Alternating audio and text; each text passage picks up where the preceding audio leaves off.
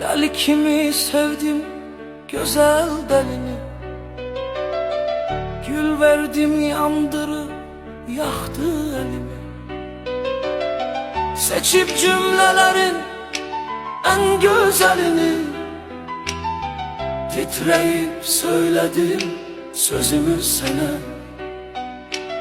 Sevdirebilmedim özümü sana.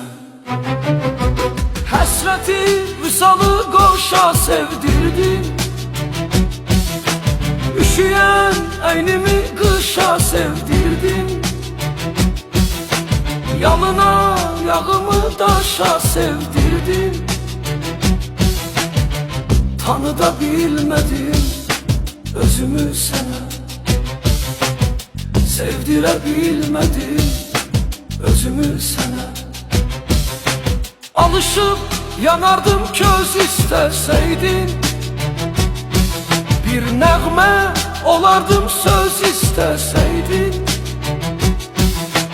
Məni görmək üçün göz isteseydin,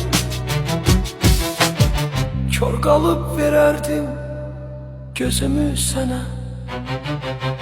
Sevdirebilmedim özümü sana.